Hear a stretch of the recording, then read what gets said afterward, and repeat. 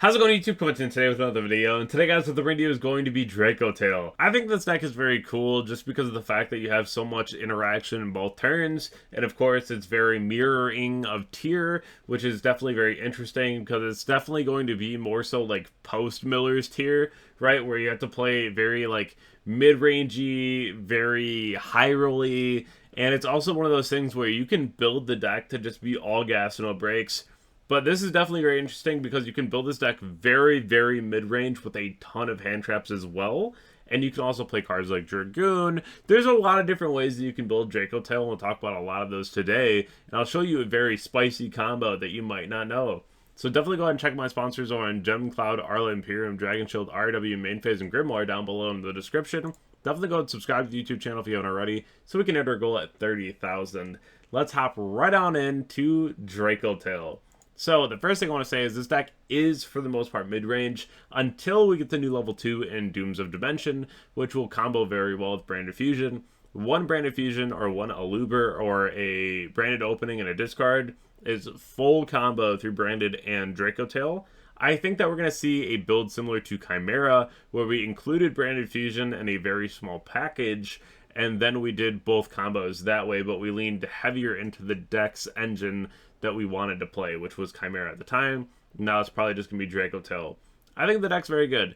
If you have just another monster in hand with Lucius, normal summon Lucius, add Femina, you already have your Dracotail combo, which is going to be getting to your Flame and your Horn, which are very good trap cards in their own regard. These two cards are kind of crazy. Honestly, I prefer Ketu even to Rahu, because I feel like going second Ketu is so much crazier. Not even having to summon a Dracotail, if you already have King of the Swamp in rotation, you can go Ketu, add Pan, pitch Pan and King of the Swamp, summon Dragoon, then go Pan to pop and set. If they do anything, you can Dragoon, set Rahu, right? Like, that's insane. So that's something to really think about too, whereas like these two cards in tandem are just really broken, and I feel like they both are just equally very strong. But I really do like Ketu, especially if you're going second. This card is really good. Now we have the non-targeting effects, which makes this deck that much scarier. So we have Urgula, which is going to be a non-targeting spell trap pop. We have Pan, non-targeting monster pop. And then we have Malulu, which is a non-targeting monster negate. This card is really strong, and I do like this card a lot just because of the fact that you have so many opportunities to go ahead and just like threaten something on the board, and your opponent kind of has to respond, right? Because if they don't, then you're just like, all right, cool, I'm going to go ahead and just stop that. So this makes cards like Talent a lot better too, because you really do just kind of force interaction with your opponent. Now, this is something that I think is kind of funny, but I also haven't really seen a whole lot of people get punished for it yet. But dumping your whole hand is something that we are just doing in this deck, right? If you have Shaddolls in your hand, you have tier cards, you have other Dracotail cards, you have cards that'll activate in hand, right? You're just dumping it all in the grave and doing like Chain Link 7 and adding back everything. Or I played against K9 VS and bounced their whole board, right? Like, there's so many different things that you can do because this card right here being so broken, it's so very good for what it does. It just sucks that on board, once you use the effect, is just a vanilla.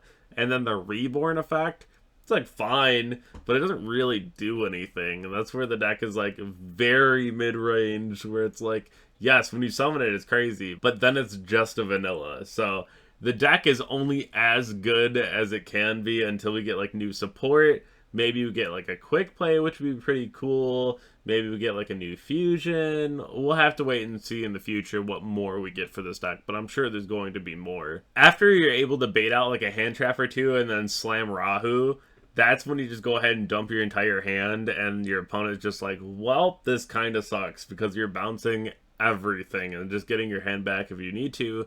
I really do like this too, because it just says you can target monsters on field and or in the graveyard, so you can retrieve things like other hand traps. So like, I was in a grind game versus Mitsu and I won because I added back Ash because I knew their follow-up was exactly Prayer.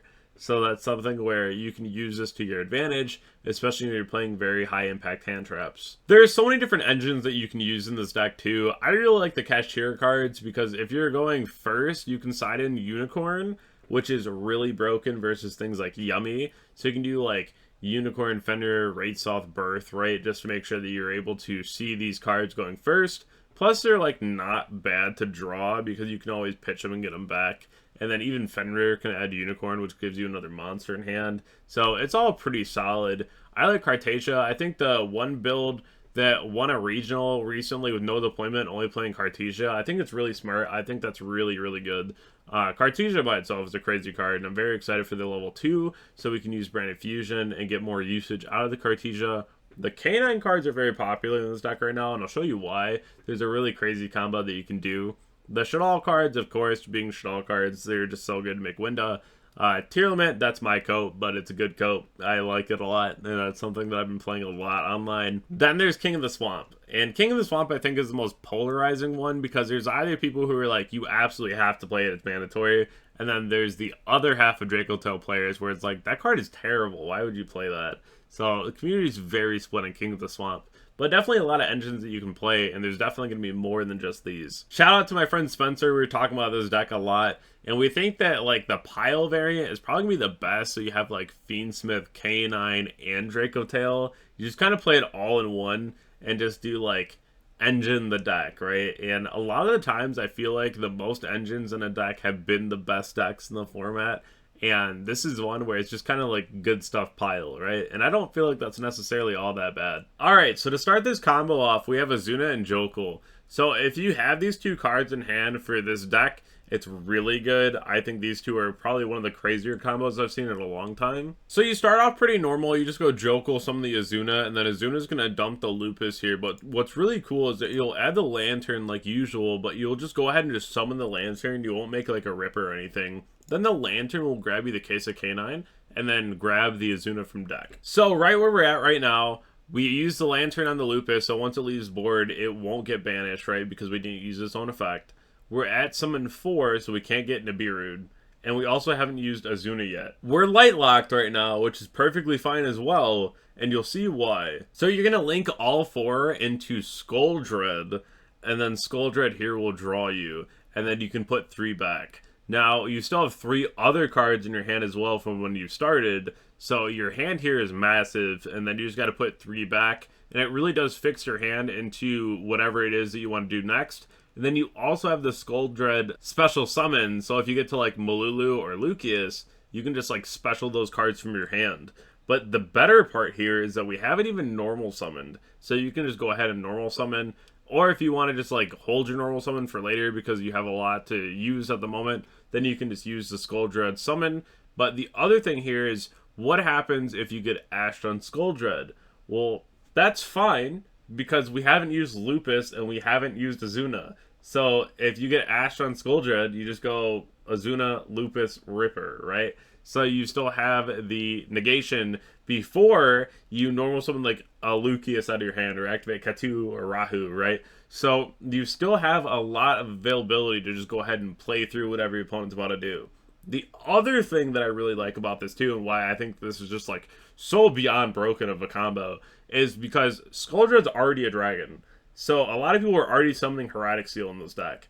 You already have half a Heretic Seal, right? So for the next interaction, you can even go like normal summon Lucius effect, add like Femina, right? And then if you really wanted to, you can go link 1 into the Spirit with Eyes of Blue, the link 1, and then go both in Heretic Seal. And what that does, if your opponent has Nib, right, then if they want to nib the Heretic Seal, that's fine, because you're going to summon Malulu, right? So you're always going to have a layer of coverage in this combo, which I think is really crazy, and it plays around most hand traps. Now, yes, you had to have the Jokul and Azuna, but there's still going to be alternate ways to go ahead and do this. I just think that this is a very cool combo, and it's something that the deck definitely needed. So here's the deck list for right now. This could change, but this is something that I've been working with that I think is really cool. I really do like the full K9 package outside of the quick play. I'm not a huge fan of that. You can side it if you want to, but the extra deck here is really tight, and there's not a whole lot that I actually wanted to get rid of because the K9 engine is surprisingly very large. So that's something that you really want to keep in mind.